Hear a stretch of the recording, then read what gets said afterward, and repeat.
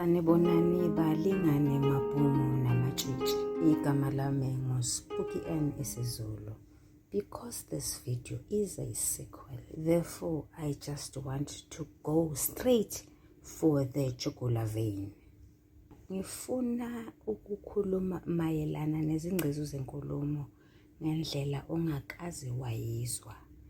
Ake siboneke. Sathini? Sathi isichasiso siyachaza. Sathi isichasiso sahlukanekane. Kunesiphawulo, isibaluli, inani, nongumnini. Zonke lezi zingcezwana ziyachaza. Ake sibone ukuthi zichaza kanjani. Isiphawulo sichaza ukuthi into noma umuntu unjani uma umbheke ngamehlo. Ngakho nje sithi le yimoto enkulu. Usukuyibona ukuthi imoto enkulu, usukuyibona ngamehlo akho amabili. Uthi le ntombazana yinhle. Ingoba usukuyibona, usukuyibheke ngawo womabili. Lo muzi mkhulu uyinxuluma. Lensizwa yinde. Ingangezintaba zokhahlamba. In English, isiphawulo is an adjective, and of course, it describes. Isibaluli ngesiNgisi is a relative. Isibaluli siyachaza. Sichaza ngezindlela ezimbili. Okokuqala, sichaza ubunjalo bomuntu noma ubunjalo bento. Ukuthi lowo muntu unjani ngemuva kokwenza noma ngemuva kokusho okuthile. Sichaze ukuthi into injani ngemuva kokwenza okuthile. Ake senze isibonelo. Lena indoda eqotho. Angithi lo muntu wenze into ethile oyibonayo ukuthi imveza njengomuntu ongamethemba. Lenja iyalumana, yenze isenzo sokuluma wena. Usuyayazi-ke manje ngoba ikuvezele ubunjalo bayo.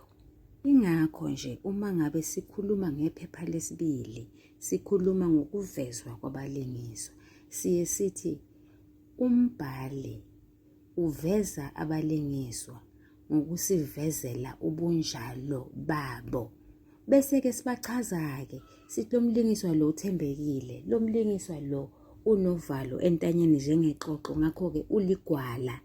Okwesibili, isibaluli sichaza umumo noma isakhiwo somuntu noma sento.